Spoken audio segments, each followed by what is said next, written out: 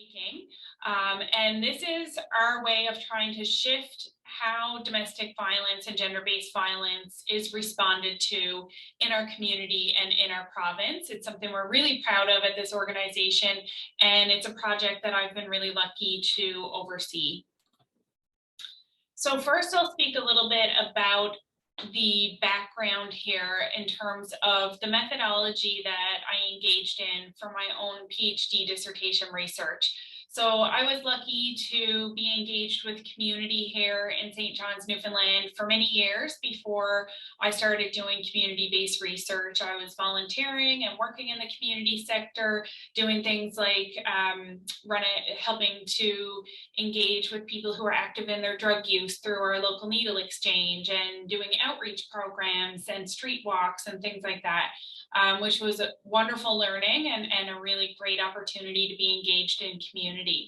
I came into the desire to do research with people engaged in sex work because that had not happened in Newfoundland in the past at the time that I started my research. So there had been no research with communities who were engaged in sex work, and certainly not from their perspective, trying to lift up their voices and sort of address the stigma that was happening that, you know, I was hearing every day in community work and in life that you hear about around sex work. So I worked from a really unique perspective in terms of methodology in developing a qualitative mixed method approach. When I began my research, what did not exist in St. John's, Newfoundland was kind of the foundational community-based organizations that are usually engaged with to do academic research with sex workers. So there was no outreach program specific to sex workers. There was no specific program doing advocacy. That has since changed, thankfully. And in fact, the organization I currently work for runs SHOP, which is a program that supports people engaged in sex work. But at the time of the research, there needed to be unique and new ways to engage with methodology. So I did a mixed methods approach that was really about mixing different qualitative methods together to try to address some of the what was lacking in the community sector around the support services a researcher might like to engage in. So I started off with conventional considerations around location, sampling, and access. I did do interviews with 32 people who were engaged in the sex industry.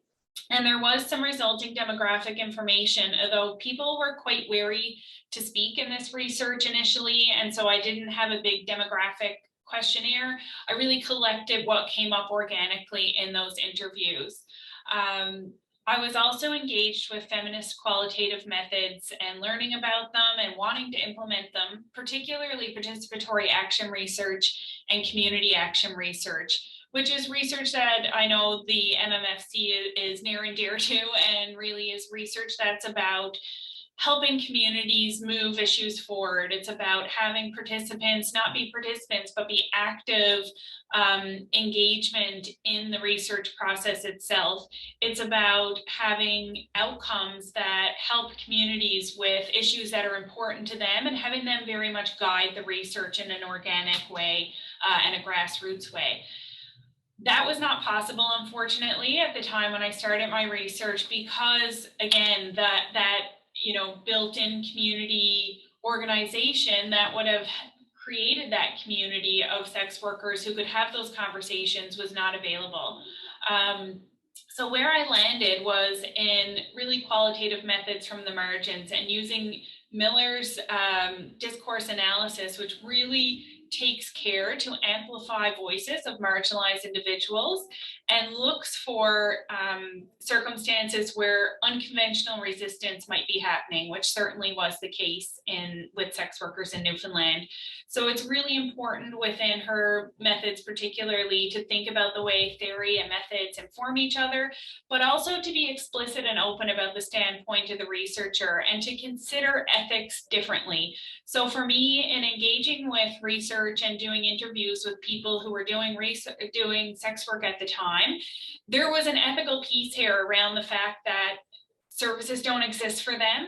And so I was really lucky to be hired, at which point I halted my research to engage and create such services in the community. So there was an ethical consideration about staying engaged in community, what meaningful outcomes were for people who are engaged in sex work, and how I could give back, recognizing that I had very much, benefited from people sharing their information with me through the interviews.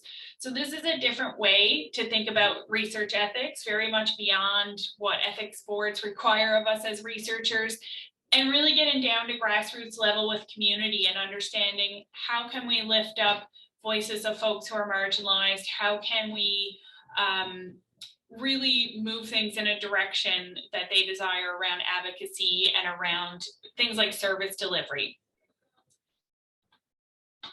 So I think I'd like to link that and that idea around elevating marginalized voices, around what it is that people say they need in community, with how we went about creating this new project for the St. John's Status of Women Council. So I'm going to shift gears here and talk about Empowering Them, which is our new e-course on gender-based violence.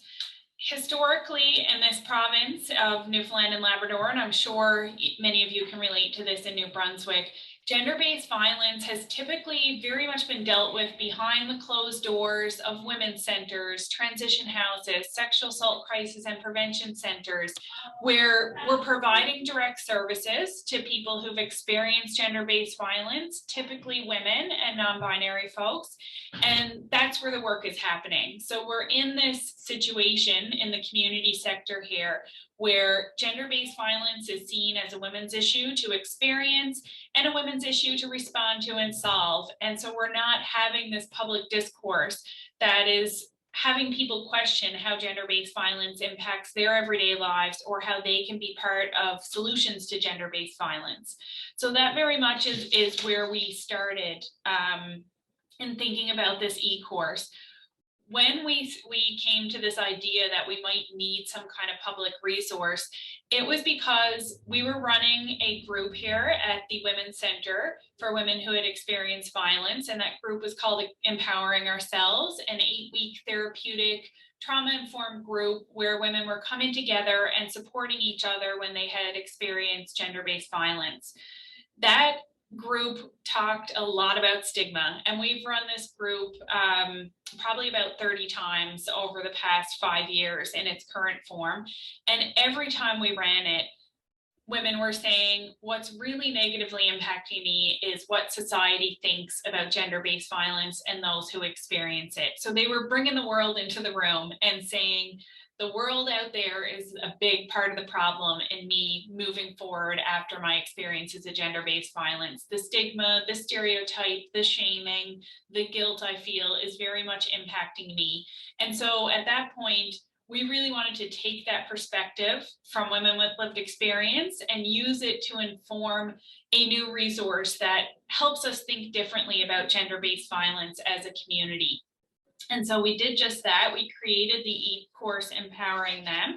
And again, using some of those principles that I mentioned previously in the research about amplifying marginalized voices and about us as community workers and people who are so privileged to be let into people's lives saying, okay, we're listening to you, we hear you, and we're going to use what you're saying to advocate and try to make change.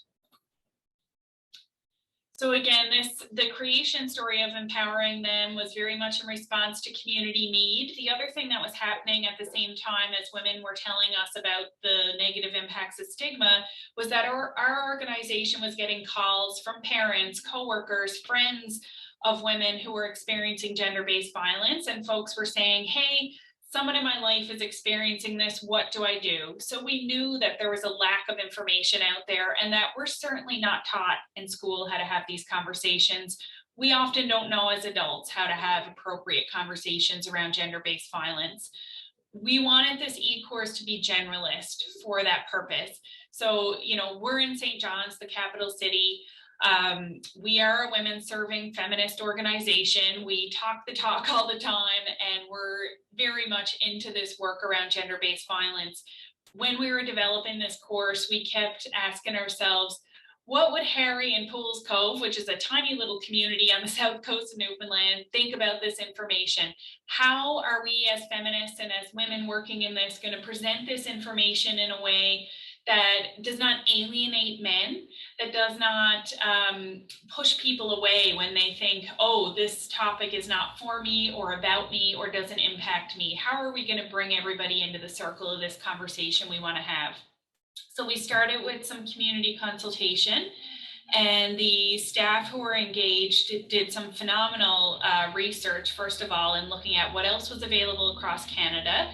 They found, unsurprisingly, that a lot of the e-courses available around gender-based violence were by and for academics or for a university level audience. The language was generally not accessible for folks, and it wasn't coming from this grassroots community place, and it was not generalist. So we engaged with other community partners, including Inclusion NL here in Newfoundland and Labrador, the Newfoundland Aboriginal Women's Network, Quadrangle, which is a new organization working with queer folks in community. And we engaged with just pretty much whomever would speak with us from our community partners here in St. John's. So we really wanted this to be accessible and to have things built in whereby people would see themselves in this work. Again, we worked to amplify marginalized voices. We really took representation seriously in this e-course. There was videos filmed and all of that was considered throughout the entire work. We thought seriously about accessibility. So this work is really unique in that each video that's involved in the e-course has both ASL as well as closed captioning, and this is the first of its kind in our province for this kind of work. And we also thought long and hard about who was going to host this content for us. And we were able to engage a local comedian who's quite popular, who is a man, to be the host. And that was really because we wanted to engage people and to have people, again, engage with this topic that really a lot of people don't think impacts them in their lives. But for those of us who do the work every day and work with the issue of gender-based violence, we do know it impacts us all.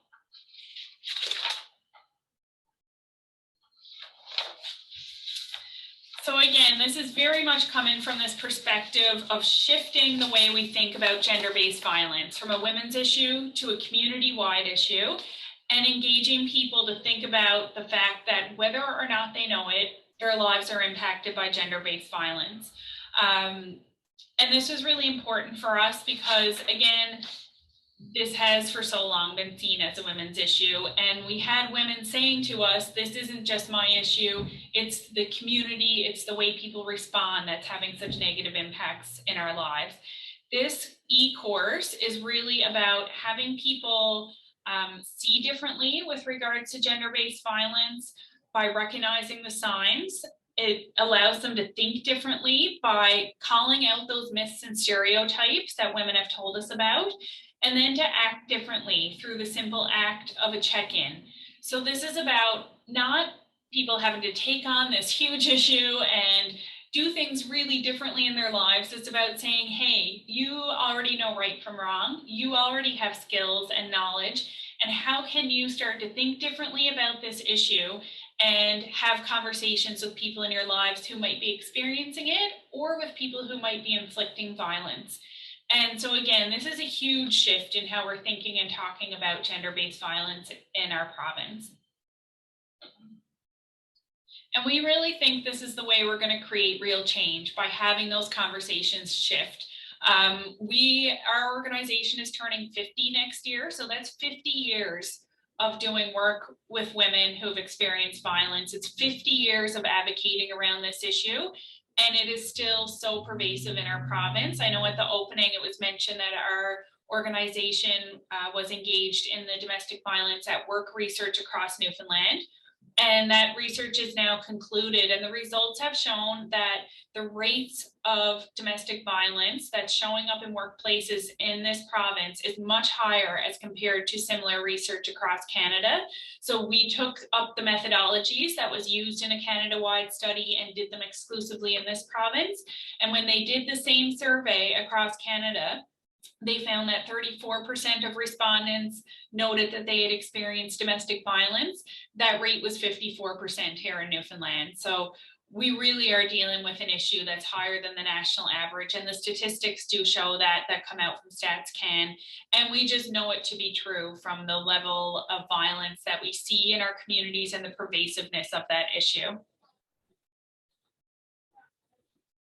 So again, this is about considering the ways that people think about abuse and GBV and start to shift their understandings and the conversations that they're able to have in their homes, in their communities, and in their workplaces. And again, this is really groundbreaking work for our province, and we do think that this is how that change is going to come about. And that part of that change is in having every person above the age of 14, because that is who this e-course is intended for, anyone 14 plus, to consider how gender-based violence is impacting them and their lives, and to engage with this course. It takes an hour and a half to do. We're not asking people to give up a week of their lives. We really see this as being a great resource, particularly for workplaces who are doing professional development. We want it in the school systems, and we have a huge dissemination plan. This e-course was just launched a week and a half ago, so we're very much at the beginning of this and looking for feedback around it and how we can get this out in the world.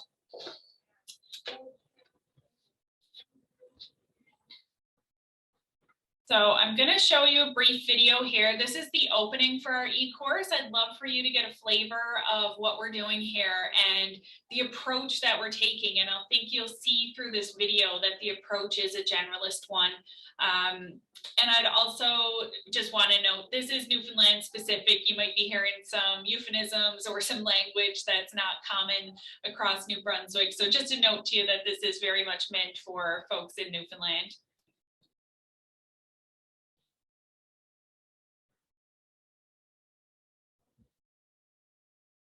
What do you know about gender-based violence, or GBV?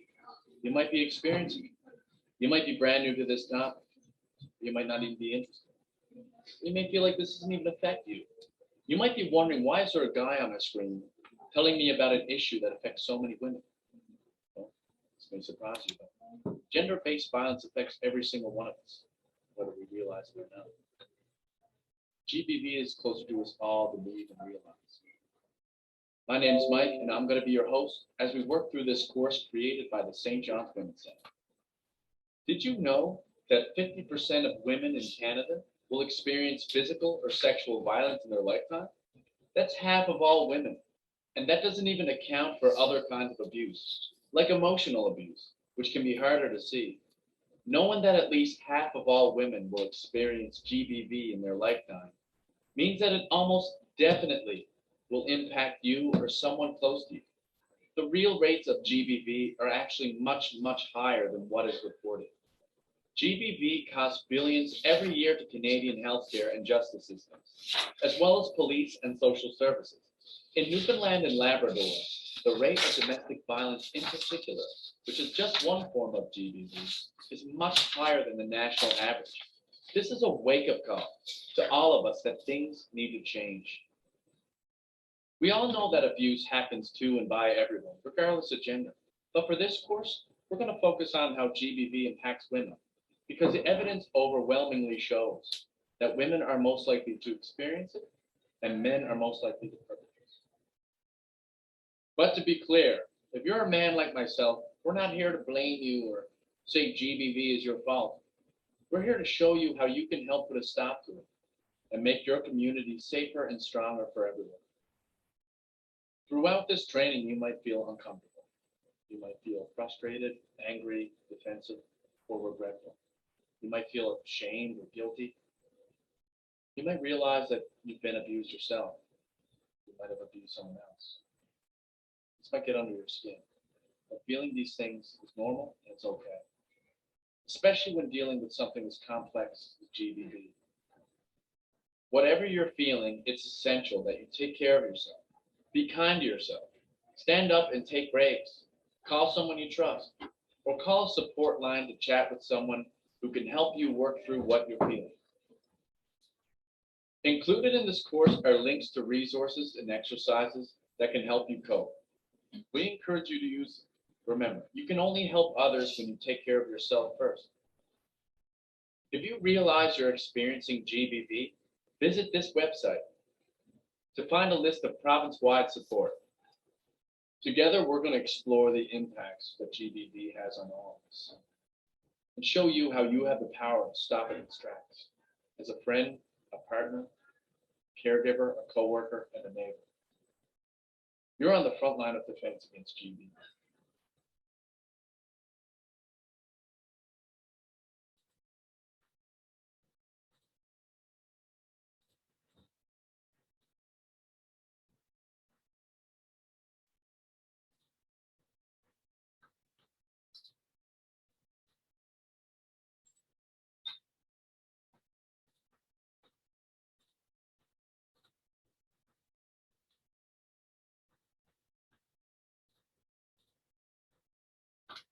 Apologies, I'm just gonna stop my share for one moment.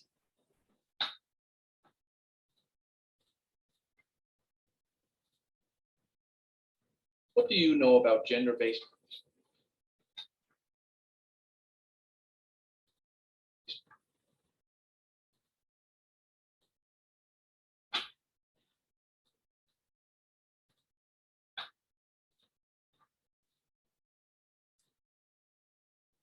Okay, technology, it's wonderful when it works.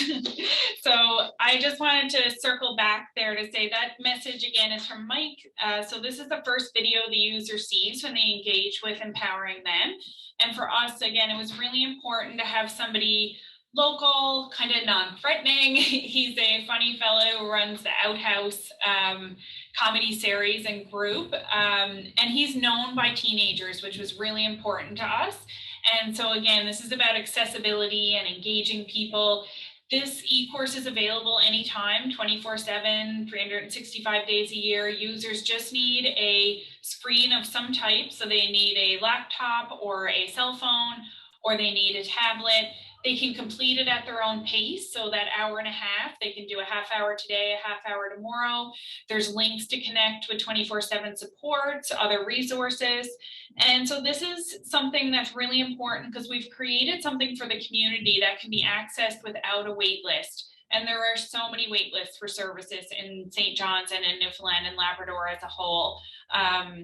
We know that this issue doesn't fit neatly into a box and doesn't fit into traditional business hours. So it was really important to have this online and to have it to be province-wide, which is important to us as well.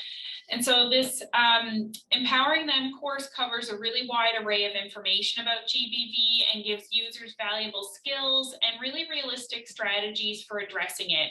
So this is about people thinking about how GBV is showing up in their lives and how they react. And again, we're coming from a place of people know right from wrong. People feel uncomfortable when GBV happens around them, but they don't always know what to say or how to respond. And so we're giving them the skills and tools to do that.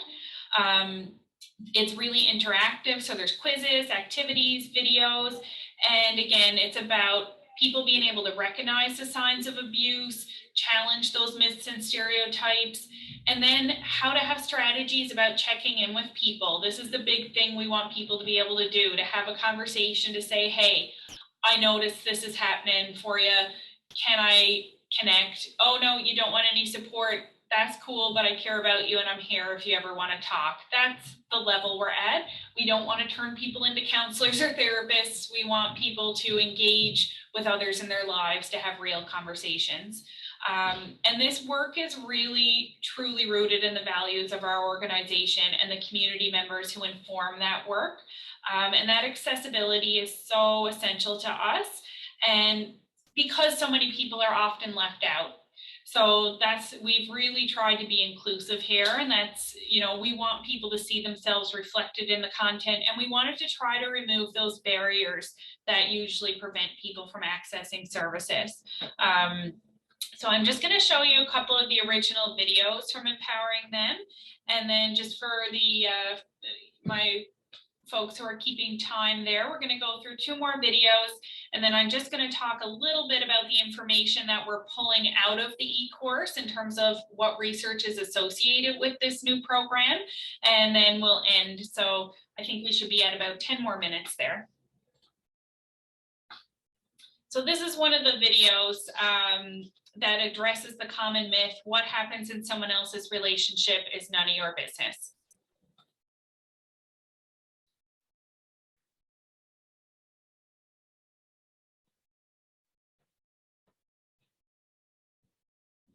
Let me see those. Don't tell me how to deal my cards. Hey, buddy, come on, I'm not gonna push you around. Get your woman in line. What? Get a woman in line. You must be joking. I'm just saying, that's no way for a man to be talked to. You need to put them in their place.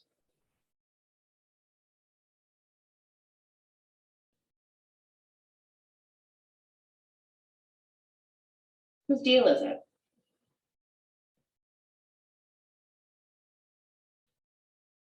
Can you believe that earlier? Dave is always making comments about women, and they just boil my blood. I feel like I should have said something, or at least asked if Renee was doing all right. He is always walking all over her. Hey, come on. We can't be at it. It's none of our business. But it is our business. Brad, she's my aunt. I've known her all my life, and since she's married him a year ago, she's changed. I'm going to call her tomorrow and see how she's doing. I'd rather be wrong than sorry later.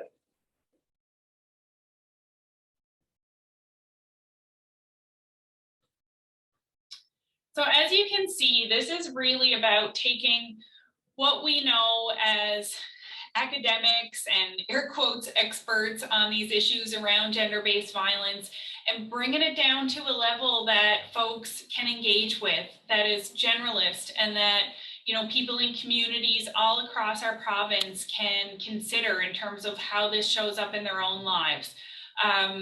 I think that, I would say that the staff of the St. John's Status of Women Council are experts on gender-based violence, but we take a non-expert stance in all that we do, and we bring a curiosity to our work, and we say, hey, we know things, that's great, we're knowledged, but that knowledge is no good if we can't enact change with it, if we can't move things forward and have very real outcomes for the women and non-binary folks that we serve. So for us, this kind of content is really about bringing things from up here, how we usually see it as academics, down to a level where the general public can engage and are not, that removing those barriers that are usually there around talking about these issues. So I'll play one more video that shows really how we can have difficult conversations with our friends in a way that's respectful and non-judgmental while still addressing this issue of gender-based violence. And again, these are all from our online e-course.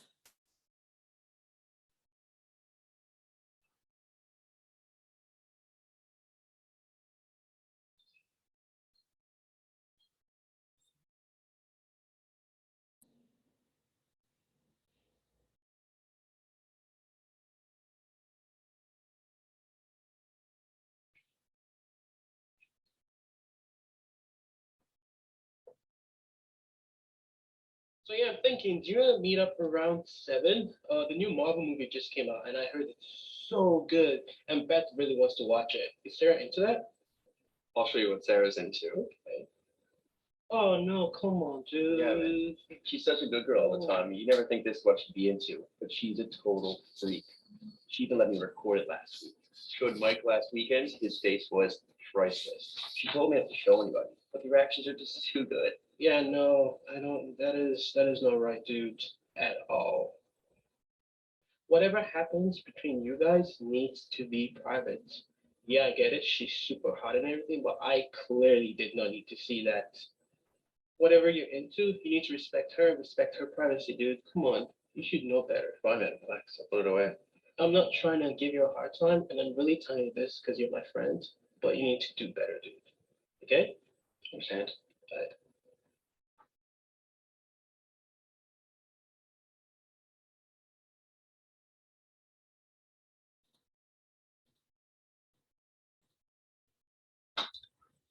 And I'd like to acknowledge with those videos, I did have the closed caption turned off there, but that is a feature of accessibility throughout the e-course.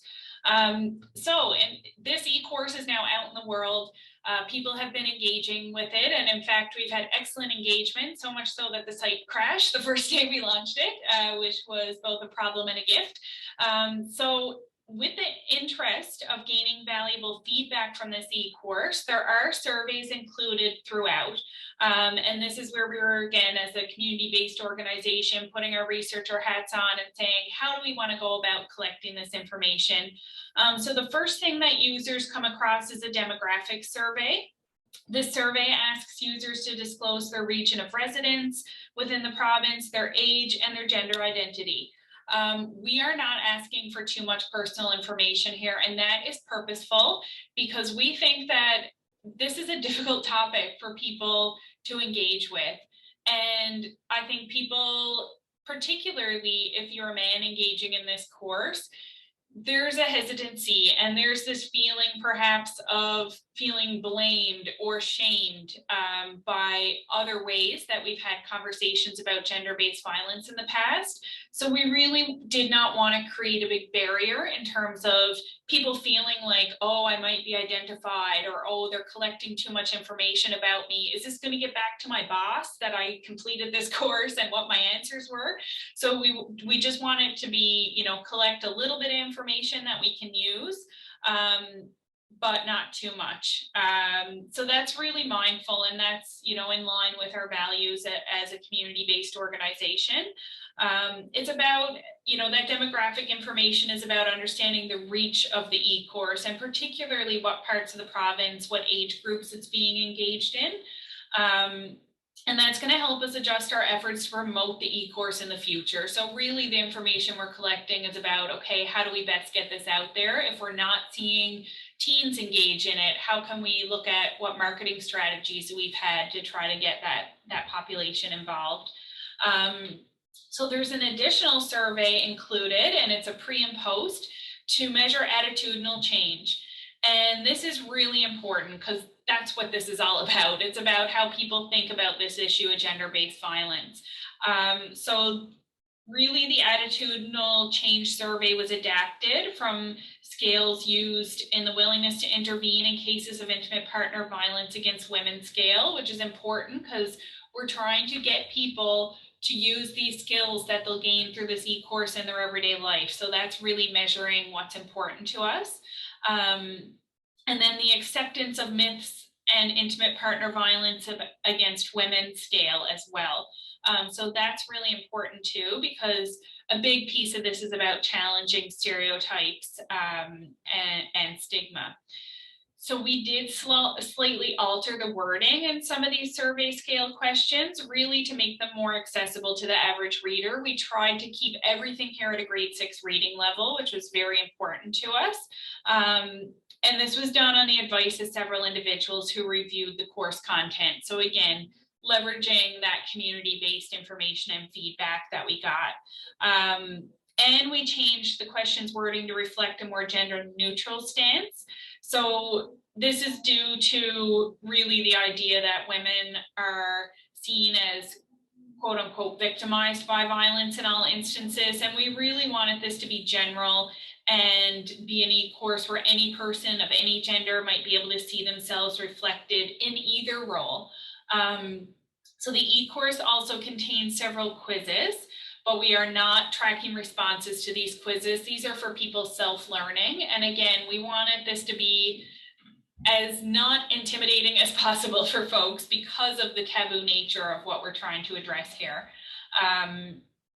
And then also we want this e-course in line with our organization's values to be non-judgmental.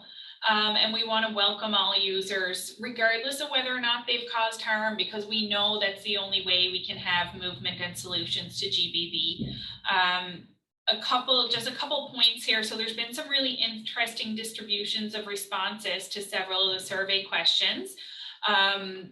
So some of the things we're seeing coming up in terms of people's misunderstanding is firstly that A person who abuses their partner does it because they don't know how to behave otherwise. This is a question that an awful lot of people are agreeing to, and that really tells us something about people's understandings of gender-based violence and those who inflict it. Folks have responded yes, overwhelmingly, to the idea that the law does not do enough to protect abusers, which is very interesting, given the ways we know that survivors are re-victimized in our criminal justice system. But it sounds like so far the general public that have engaged in this course are kind of on the other side of that. And then there was this idea that problems at work or school lead to causes of abuse between partners. The majority of survey respondents so far have agreed with that statement. And again, which tells us something about how people understand gender-based violence as being linked to something other than power and control, which is what we know gender-based violence is all about. And then the last thing people really agreed to is that if we talk to many abusers, we would identify with their situation more than we can imagine. So again, not our perspective as an organization, but this is what the general public is telling us about their understanding of gender-based violence. And that is extremely important because we need to know the baseline here in order to make change. So these questions that we've implemented are really about that baseline. And we're in the works right now in terms of comparing those pre-surveys with the post-survey. So as I said, it's only been up for about a week and a half, and we haven't gotten all the data out in order. This data that I'm talking about was coming exclusively from those pre-surveys of before people did the course. So lastly, I just want to give a word of thanks. So this project is grounded in the stories and experiences of countless women, gender diverse folks, and men, and we're so deeply grateful for their contribution. Again, our organization comes from the perspective that people with lived experience are the experts. It is the voices of marginalized folks that we need to be lifting up as a community organization, and that's what we've tried to do here. And then a huge thanks to our sponsors. The Newfoundland and Labrador Federation of Labor funded this project almost exclusively. We have been at our provincial government for many years trying to get funding for this e-course, and we didn't receive any funds from our province. It came from the Federation of Labor, whose values I think are quite aligned with this work. We did get a small pocket of funding from the Government of Canada's Emergency Community Support Fund, and the VOCM Cares Foundation here in Newfoundland funded the accessibility features in this project. So that is all about our e-course, the values behind it. And I thank everybody so much for your time and listening. Hopefully your interest has been piqued. If you would like to take this e-course yourself, please visit empoweringthem.ca. And I would love for any questions, comments. Again, this is new, so we are really open to any feedback about anything you saw here. Thank you, Laura, for that beautiful presentation. It was very insightful. And we do have a couple of questions. It seems that you have answered one already, but it would be nice if you can elaborate on anything that was surprising from the project in general. I think what did surprise us were those survey responses that we talked about, and recognizing, you know, as the St. John Status and Women Council and Women's Center, our staff are engaging in this day in, day out. We run a number of frontline programs, including a counseling program. It's the country's first actually feminist single session trauma-informed counseling program. And so any woman or non-binary person can come through our doors for a drop-in single session counseling.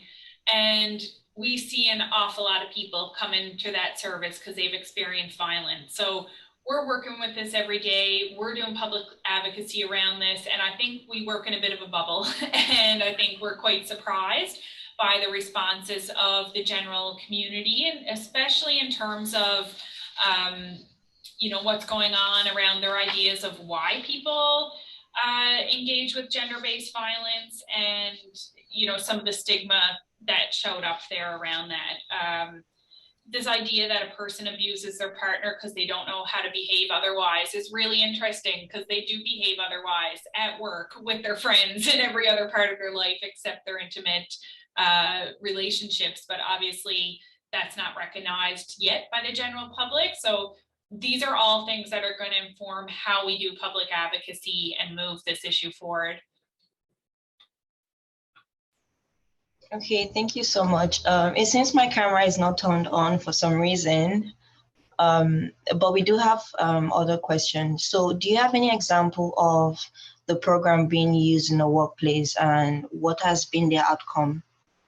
So not yet. It literally launched about a week and a half ago. It went live online, but we have a lot of interest from workplaces across the province. We've got some buy-in. Well, obviously the Federation of Labor funded it. We sat at their board meeting yesterday and presented to all the unions that are engaged with the Federation of Labor. They are going to engage their workers and their members to do this. We've also had some engagement from particular government departments around implementing this. So Newfoundland and Labrador Housing is our social housing provider here in Newfoundland and Labrador. And they've engaged and are looking at how they can make this mandatory for all their workers, considering, you know, their housing workers are going into homes where gender-based violence may be happening and giving them the tools to respond. But this is very much as well on the heels, I should mention, of a legislative change in Newfoundland and Labrador, where the provincial government has mandated that domestic violence is part of the umbrella of safety in the workplace. So if anybody shows up and there's domestic violence is noticed or occurring in the workplace, it falls under OHS, occupational health and safety regulations now that employers have to respond. We were so happy with that legislative change.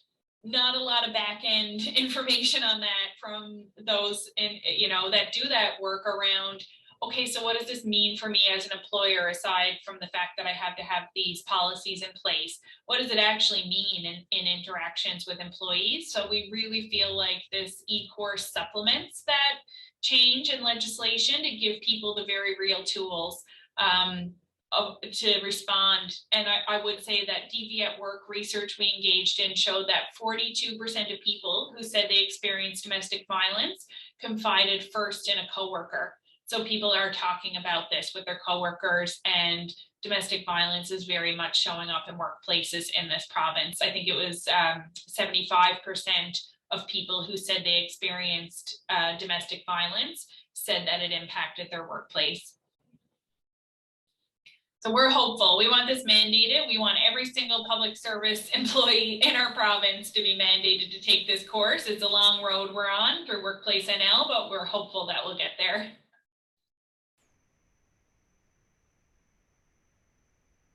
If there are like one-on-one sessions offered in St. John? In terms of one-on-one sessions, we do, as the St. John Status of Women Council, provide one-on-one services for anyone who's experienced violence, who's either a woman or a non-binary person, because that's our mandate. We don't serve men. But those one-on-one sessions can be that counseling I mentioned, but we also offer specific services around violence. So, you know, follow up and support as people go through the court process or navigate our child social services system here. And we do have staff members whose role it is to work exclusively around violence, because we see so much of it coming through our doors. So yes, we do that one-on-one type services. So we have one more question on the chat, and it's saying like, does the 1.5 series, our series mainly contain several more of these scenarios where people can see situations close to what they might themselves experience? Sorry, my sound just cut out there. Do you mind re-asking that for me? That's okay. So does the 1.5 hour series mainly contain several more of the scenarios, which you have mentioned, where people can see situations close to what they themselves might experience? Yes, so the hour-and-a-half e-course does include some reading. Certainly, there's information presented around different types of gender-based violence, signs to look for. I think there's 5 or 6 in total of those scenario videos that you saw. They were all filmed locally, And they're all very much, real life scenarios that people might encounter. Those scenarios are actually at the end of the e-course, and there's a little quiz after you watch each one. And again, we don't receive the responses of these quizzes, and that's stated, it's for people's own learning. There's also an interactive activity that we made up that's very much about the challenges of navigating circumstances of GBV. So it's a choose your own path activity where you're presented with these scenarios and you have to make choices, and then you have to engage with different social systems, as would anybody leaving a circumstance of gender-based violence. So it's one of those things where you can see by the end, you're kind of sometimes damned if you do, damned if you don't within the context of it. But it's really meant to teach people how difficult it is and how much skills is required to navigate gender-based violence when it shows up in your life, for someone who's experiencing it, and particularly within the relationship. So again, the course is some reading, some videos, some interactive activities, and really meant for people to engage with, and then learn through that. So I'm kind of curious. I know with the COVID pandemic, there have been issues of more of like conversation on something called like a shadow pandemic, which essentially is more like the increase in the rate of violence against women. So I'm curious. I know you mentioned that the course recently just like took off like last week. Do you think there might be some influence with the increase in like domestic violence in accordance with like the intake of the course? I think it depends on where folks are doing the course. I think we really like the idea of it being done in a workplace, because then someone experiencing violence is not doing it in their home. But again, this is not a course only for people experiencing violence. It's a course for every single community member over the age of 14 in Newfoundland and Labrador. So we really want it to be taken up and used widely. It's for anybody. This course is particularly for people who think that gender-based violence does not impact them in their lives. I think that's who our target audience really is here, so that we can start to see that shift at community levels and say, this is a community-wide issue that impacts us all. I think you are absolutely correct in terms of the shadow pandemic. Our organization certainly saw increases in terms of the violence that was being experienced in the home when we were locked down, as well as unfortunately the severity of that violence. So like women we were already working with who got a break when their partner left the home no longer had that break. And of course the financial stressors that came with all of it just really ramped things up, unfortunately, for some women we were working with. So we're not an organization who keeps hard stats on, as a transition house might, on exactly what issue is coming through the door all the time. We know how many women connected with our counseling services due to gender-based violence or domestic violence. We know the number of women we support, but sometimes, there's phone calls coming in that are untracked. So we wouldn't put our hand up and say, hey, we saw an increase of this percentage, because we're just not that kind of organization. Our services are very low barrier, in terms of, we don't even ask for people's last name when they come in for counseling. We want this to be as accessible as possible. So, but I think that the stats, across Canada definitely reflect that, exactly what you're talking about. And I see there's a question there about resources available in other languages. I don't off the top of my head, but we are really interested in having this course made in other languages, particularly Indigenous languages for our province. And it's something that we're looking to explore and need more funding to do.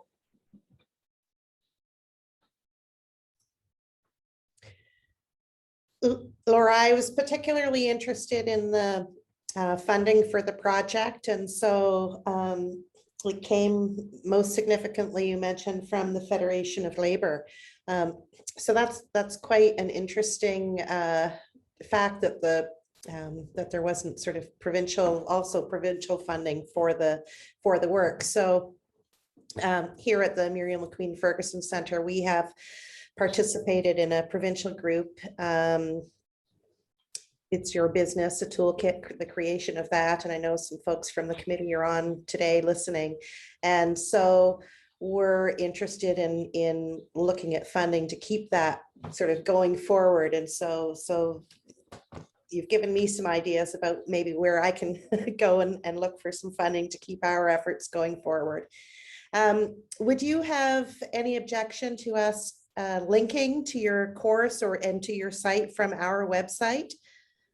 Oh, no, please do. We really want, I mean, this is a Newfoundland-based resource. You saw the videos. I don't know if Yeah. other people in New Brunswick play cards with their aunts on the weekend, but we do here in Newfoundland. But you know, that's the type of Newfoundland content that may not, you know, be appropriate in BC. But I mean, the content is appropriate across the country in terms of the messaging, the information about gender-based violence. So please.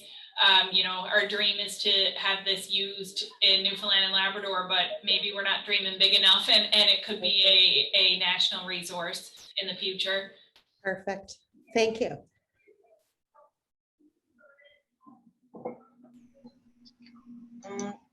So it seems we have no other question.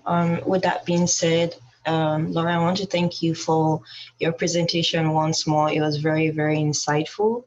And I also want to thank everyone for joining in today and just making time to come and listen. A link is provided in the chat section for anyone who wants to find out more about the St. John Women's Center. And also an evaluation link is also in the chat section to anyone who is willing to just give some feedbacks and comments to this presentation.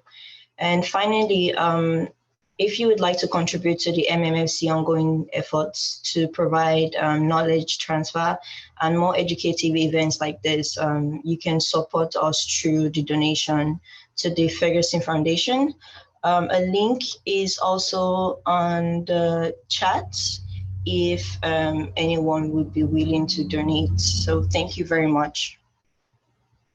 Thank you all so much. It was a real pleasure. And again, I want to reiterate, I get to be the face of what is a phenomenal team. And I do want to mention Dana Warren, our clinical team lead who oversaw this project, and Catherine Burgess, our Empowering Them coordinator, who this is very much a passion project for them both. So I want to highlight them and their phenomenal work. And again, thanks to everyone who joined in and to the MMFC for having me. It was a great pleasure to be here.